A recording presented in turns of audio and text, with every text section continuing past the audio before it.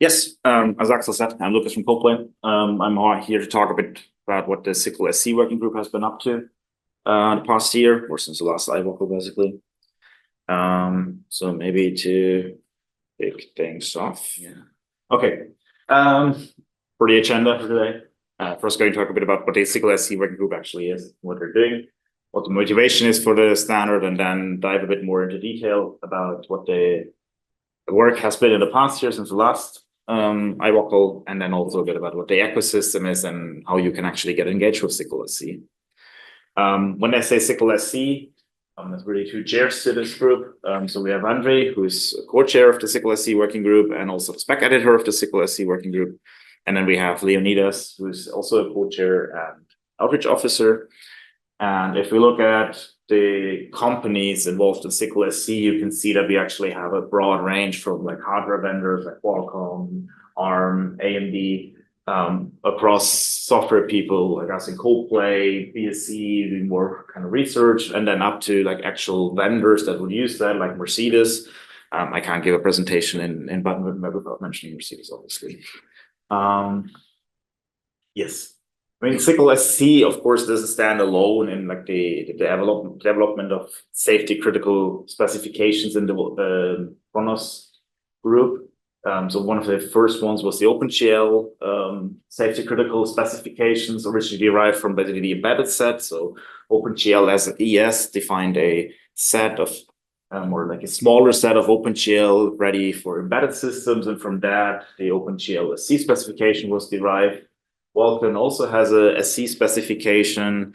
You have OpenVX, which also has a SC extension integrated into the core OpenVX specification about 5-6 years ago. And then the basically latest addition to this range of safety critical groups or working groups is SYCL SC, which was founded pretty much 2 years ago. As a spin-off of the SYCL working group with the goal to develop SYCL specification ready for safety critical systems. So you can see there's like a history and a lot of experience in the Khronos group with developing SYCL, like safety critical specifications. But I think there's still some unique challenges in SYCL because compared to these other APIs on this slide, SYCL is a bit more high level, is a bit more C++ish. So there's some specific challenges for doing SYCL SC, but there's also a lot of things that SYCL SC can learn from the other specifications, like Vulkan SC, for example. So the motivation for SYCL SC, or before I start talking about SYCL SC itself, we should maybe define what is safety critical. And basically, safety critical is anything where you don't want things to go wrong, or when things go wrong, it could result like harming people, harming things, crashing cars, crashing planes, all that. Typical SC industries are automotive, avionics, medical, rail, atomic, so everything dangerous or that moves, essentially. And these are usually then the software in those systems is certified according to standards. Like in automotive, you have ISO 26262, for example, and likewise for other industries, you also have these standards that define what kind of properties a software must have to use it in one of those systems. These standards then also usually define different levels because obviously some assisted driving functionality is much more critical to the operation of your system than the play of your music in your car. So you did have different levels of safety here. But common to all those levels and all those standards is that they usually require some sort of functional safety. So you want, I mean, they cannot guarantee an absolutely perfectly safe system. Nobody can do that. But what they want to make sure is that they can make sure that like this, any reasonable measures have been taken to eliminate risks where possible.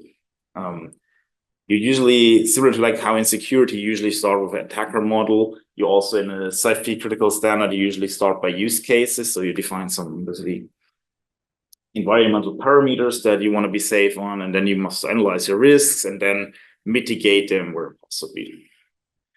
What is very important, which will also play a role for SYCL SC, something like safety critical certification is not a property of one component. It really takes the entire system from hardware up to application to be safe, because if you have a safe component in the middle, but unsafe components beneath it and unsafe components on top of it, your overall system will still be unsafe.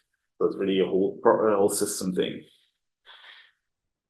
People also tend to mix up programming language safety, like memory safety, Rust, C++, all that kind of things, with functional safety.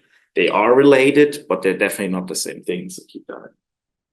And then lastly, all those standards are very much about like making sure that your engineering process is suitable and that's documented and there's paper trails that you did the right thing when developing software. So for example, ISO 26262 is really a lot about documenting what you've been doing. Also to basically give you some background on why we need SYCL in those systems. Like if you go back 10, 15 years and look at cars, you had tens of microcontrollers distributed all over your car, and each of those was a rather small piece of hardware, so not a very powerful computer. But now with assisted driving functionality and also a more centralized domain controllers that you have today in, for example, cars, you're putting much more compute power into these. So Tesla has their own full self-driving 2 chip, which has 50 tera operations. You have an Intel product with about 230 teraflops. You have NVIDIA Drive, which has about 1,000 tera ops. So generally, if you want to compare the controllers that go into, for example, a car these days, they are roughly as powerful as a desktop GPU. And it also explains why we need a way to, for example, do SYCL on them so we can leverage the full computational power of these platforms. And then the other question I already touched on a bit is like, why use C++ for functional safety? Because there's a reflex that people say, oh, C++ is an unsafe language. And well, that isn't totally true because you can absolutely use C++ in a safe way if you do it right. And safety of the programming language is really just one aspect that you need to take into account when you think about what programming language am I going to use for my safety critical systems. You have to keep in mind, like these are huge industries with thousands of developers. So you want to make sure you have your development tools in place. You have analysis tools, static analyzers, which are also, again, relevant for safety. You have sanitizers, which are also relevant for safety. You can do performance analysis with, for example, profilers. And then lastly, you don't want to reinvent the wheel every time you write your software. So you want to make sure you have a healthy ecosystem of libraries, coding guidelines, all those things. And because C++ is very established in those industries, it's quite attractive for those industries to be also be using C++ based, or in our case, SYCL, to program their next generation of hardware. And talk a bit about what these industries typically need. I mean, the first thing we already touched on, you have powerful GPUs in your systems today, so you want hardware acceleration. If you spend the money on such a big chip, you want to make sure you get every last bit of performance out of it. So we want to make sure that we get maximum performance. We typically also want portability and reuse, and that's really where SYCL shines, because these vendors are very concerned about being locked into one specific supplier. So they want to make sure, because the lifetime of these code bases in these industries is also usually something between 10 and 20 years or even longer than that. So you really want to make sure that this code base is portable and you don't have to rewrite it in 5 years just because you changed the hardware. Then you need safety arguments. This is basically what I talked about, like this whole documenting paper trail thing. You want to make sure that standards that you use support you in making arguments when it comes to the certification of your safety critical system, that your specification basically designed in a way that supports your arguments to say, okay, this is safe because X, and that X could become a specification. Then you want determinism, because you don't want your automatic brake system to kick in between something between 1 and 5 seconds. You want to have it kick in now, and you always want to have it kick in now. And then lastly, there's a big trend in the automotive industry where you have these software-defined vehicles now. So for example, BMW recently announced what they call the zonal architecture. So they basically divide the car into 4 zones, the front, rear, and 2 parts in the middle. And then you have one big domain controller in each of those 4 domains. And these are incredibly powerful systems. And the systems are much more software defined than they used to be 10, 15 years ago. It's also the case that software is a selling point now in like selling cars. It used to be like everyone had the same software, and like you set yourself apart by the design of your cars, by the horsepower of your cars, all those things. And now we're moving to where software and the convenience that the software gives you as a user or as a driver, for example, is a real value and a selling point of a car. And that's basically where SYCL to help. I mean, obviously hardware acceleration, SYCL does a good job at exposing accelerators. It allows you to program those accelerators and to get good performance, which like SYCL without DSC appendix basically has already shown in the HPC world and in the AI world also, and which we now want to bring to SYCL SC also. As I said, quad portability. SYCL, that's where SYCL is really good at, because not a specific vendor that designs and implements SYCL, but it's really a Khronos standard, so everybody can contribute to the design, and then also everyone can implement that. For safety arguments, SYCL really aims to basically support you in MISRA compliance, for example, and also design the API in a way that makes it easier to argue that the system is safe. Then determinism is also a point. I mean, determinism in like HPC doesn't play as much of a role, but in SYCL SC is really important. So this is really a big chunk of the work of the SYCL SC working group to make sure that the APIs are designed in a way or use data structures that guarantee this determinism. And I'm going to be talking about that together. And then also in the software-defined vehicle, you have a lot of experienced C++ developers, some of them sitting in this room right now. Then you have a lot of tooling in the C++ ecosystem, and you also have standards like MISRA for C++. So that's where the C++ background of SYCL really comes in. So, but to explain what SYCL SC really is, SYCL SC right now is basically an effort to build a safety-critical SYCL specification derived from SYCL 2020 and improve the compatibility of SYCL through changes to the API on a code level, for example, with MISRA coding guidelines and as a component of safe systems.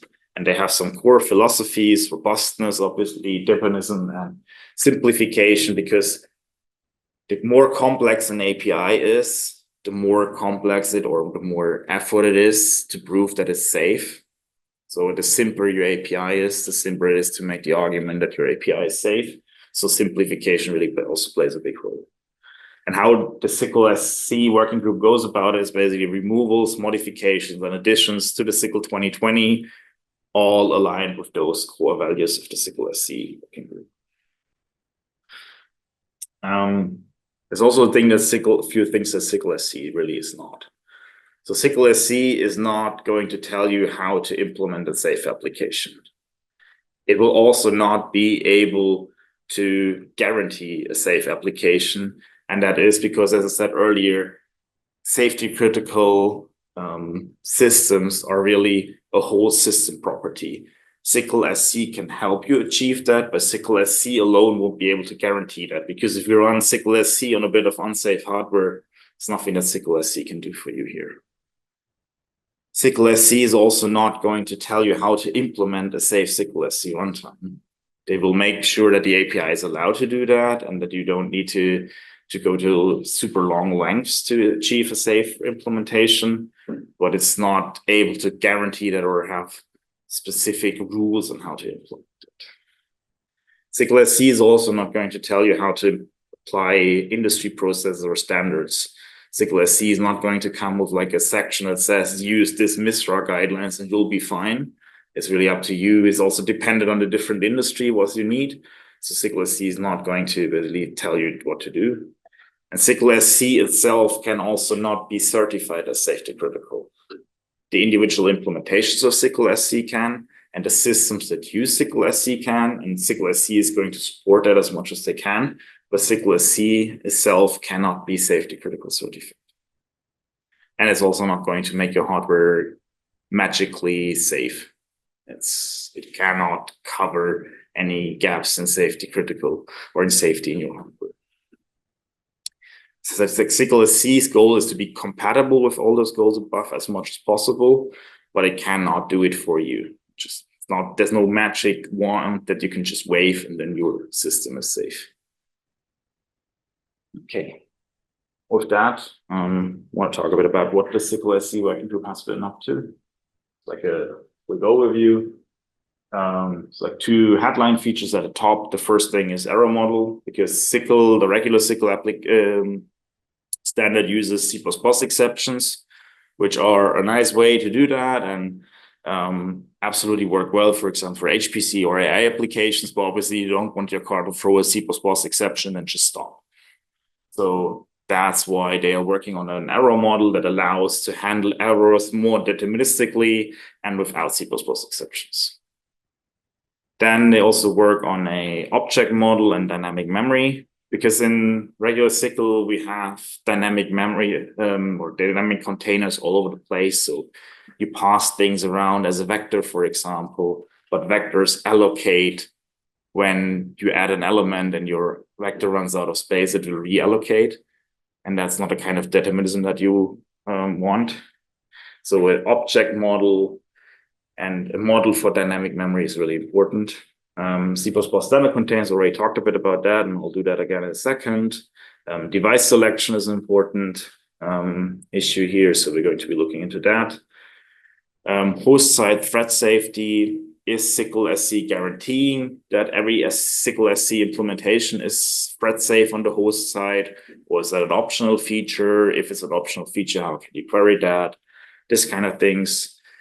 What happens with the fallback queue, for example, and with the smaller topics. Then monitoring and introspection of your system are really important aspects of a safety critical system. So improving the introspection, for example, with kernel queries is an important point. And then on the more housekeeping side of things, it's about alignment with base SYCL, so the SYCL that Tom was just talking about. And then trading off between being aligned with SYCL as much as possible while also making all the changes necessary for certifiability. And the last thing is really housekeeping, specification management, Git workflows. This. The C++ standard containers and device selection. I want to basically talk a bit more in detail about these topics. So the C++ standard containers, as you said, for example, base SYCL uses them in a lot of places. For example, if you pass a list of devices to some APIs, it's usually through a standard vector. So it's used really a lot, but it's problematic for a number of reasons. For example, it may throw. And you typically, when you program with a standard vector, you assume, okay, insertion into a standard vector is O of 1, which asymptotically is true. But it's not the worst case. It's not true in the worst case. The worst case, you have a vector that currently allocated 5 elements. You're trying to add a 6th element, and that leads to reallocation. And reallocation means you need to get some new dynamic memory, which takes time. And then you allocate for 10 elements, and the next 4 ones will be cheaper again. So in like a HPC or in an AI application, that's absolutely fine because you will amortize that cost over time.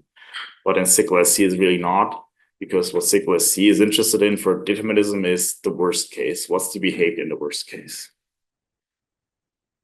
You also have the issue that this could be fragmentation in the underlying allocator, which then either you run out of memory or at least of memory blocks large enough to do your allocation, or the time it takes to do the allocation is not deterministic. So that's all problematic for using standard containers in SYCL. They also experiment a bit like C++ allocators and polymorphic allocators, but those are not going to solve the problem. So they basically need to define or specify rules on how to use containers, what is the lifetime of the containers, what's the lifetime of the contained objects, who is owning that memory, who is allocating that memory, all those things. An interesting example for that is the C++26 in-place vector, which has some beneficial features. It doesn't address all the the issues with standard vector. But it's at least an interesting API. The problem here is SYCL SC right now is bound to C++17 because before you can use a higher C++ standard, you first need organizations like MISRA to catch up and define specifications or guidelines for the newer C++ versions. This is not as much as a technical problem as it's just a problem of like the ecosystem, the industry moving forward. The other topic I want to talk a bit about is device selection. So base SYCL, as you may know, uses selectors. And a selector basically works by you put in a list of devices. The selector scores each device with a number, and then you select the one with the best score. That's all fine for device selection in SYCL. But what if you have a tie? You have a system with 3 identical GPUs in them. How is your device selector going to score them? It's probably going to assign the same score to all of them. And then you need a tiebreaker. And that tiebreak in SYCL, regular SYCL, is basically underspecified from an SC perspective because there's no guarantees if you have the same score how the tie is going to be broken.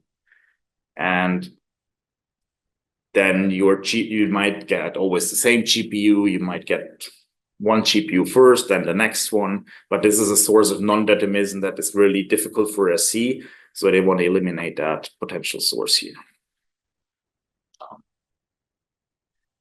As the SYCL SC specification, in contrast to SYCL, is currently not developed in the open, I can't talk too much about the solutions that they're currently aiming for, but this is the kind of problems that if you want to bring SYCL to the safety critical industry, you're faced with. Like it's usually not something that if you're working on HPC systems, if you're working on AI applications, it's not something you think about every day. It's like, oh, is non-determinism my standard vector? That's not a thought that I go to bed with usually. But if you want to work in that industry, if you want to make SYCL SC for those industries, you need to think about those things and you need to find solutions for those problems. And lastly, I want to talk a bit about the ecosystem. So Intellias, one of the working group members, we're also one of the co-chairs is basically working on integrating SYCL SC into the AUTOSAR platform. The AUTOSAR platform is basically a large group. It's kind of similar to the Khronos group, but the members are different. And the AUTOSAR platform is basically also defined as platform model, and one of those components is the so-called high performance computing component, and Intellias is working on a demonstrator to show that the API that AUTOSAR defines for AUTOSAR high performance computing can be implemented on top of SYCL SC to show that SYCL SC actually meets the demand of these industries. There's an interesting talk by Andre that you can find on YouTube if you want to know more about that topic. And then lastly is basically my call to action. So if you thought those topics interesting, or you go to bed with the thought about what about a non-determinism in my standard vector, SYCL SC working group is the right place for you. So SYCL SC working group itself is welcoming any new members. So any existing Khronos member can immediately become a member of the SYCL SC working group. If it's also possible, if you're, for example, an academic, to get a individual contributorship in certain circumstances. So then you would need to talk to Khronos basically. Then similar to SYCL, SYCL SC also has an advisory panel, which is free for you to attend. It's in the IP free zone in Khronos speak. Yeah, you need to sign an NDA with Khronos, but it's free for you to attend and to become an advisor of SYCL SC. And there's also Tom already mentioned the UXL Foundation.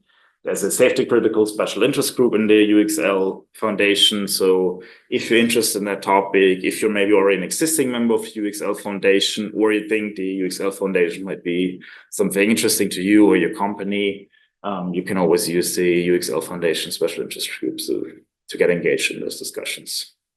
So yeah, that's my call to action. Any questions? So we seem to have time, so I have 2 questions. So first of all, you mentioned that SYCL-ST is not telling how to implement a safe SYCL-ST runtime, correct? And if so, then who is actually can tell this? Is it some sort of industry knowledge, which people who work in safety-oriented industry know, or something else? I mean, so SYCL-SC is going to define an API that basically, for example, eliminates those sources of non-determinism. And then the actual implementation, you will need to document that, and you will need to have this paper trail basically. And that's usually defined in those industry standards, this ISO 26262, or depending on your industry, there's other standards. These are like the standards that say what you need to do to be safety certifiable. And then that's usually complemented in each of those industry, for example, with those guidelines that are coming from, for example, MISRA, which are something between, basically processes to follow and best practices to make sure that it's the certification of your product goes relatively smoothly. So it's basically a mixture of like SYCL-SC defining an API that eliminates all those sources plus standards plus those guidelines and best practices basically. Okay, so industry knowledge essentially. Industry knowledge, but not secret industry knowledge, really documented industry knowledge. Okay, thank you. And another question, is there some upstream effect from SYCL-SC to the SYCL itself? Because just for example, in science computation, if you use SYCL there, you may be not doing something unsafe to people, but you still have some certain requirements about determinism or like safety of execution. Because for example, we have this presentation about fluid computation at the beginning of the last day, which was computing a NASA plane for a month. And it would be, I guess, really a shame for a SYCL user if after 3 weeks, your computation have failed because someone captured exception from a study vector site runtime. Yes. So, I mean, the SYCL-SC and the SYCL working group don't exist in isolation. We have members or like people that attend both working groups, for example, and there is definitely a healthy exchange between the two working groups. So some of the things that we develop in the SYCL working group influence the thing the SYCL-SC working group is doing, but it's also the other way around. Some of the issues that they find or some of the interesting solutions that they find, they bring back to the SYCL working group so that we can also potentially integrate them into the standards. And we have also people that are mainly working on SYCL-SC that bring PRs, for example, to the SYCL working group. I mean, the big example that you mentioned, like it crashing after a month, I mean, that isn't exactly safety critical, let's say. I mean, it's not nice if it does that because you've wasted a month, but it's not going to harm anyone in that sense. So I think the rules for SYCL are not as tight, but there's certainly things that we can learn from SYCL-SC and apply them in SYCL to make sure to eliminate those sources or to maybe simplify the API design in some areas. So yeah, I think there's a healthy exchange going on, I would say. Okay, makes sense. Thank you. Very quick question. All right, then let's thank the speaker again. Thank you very much.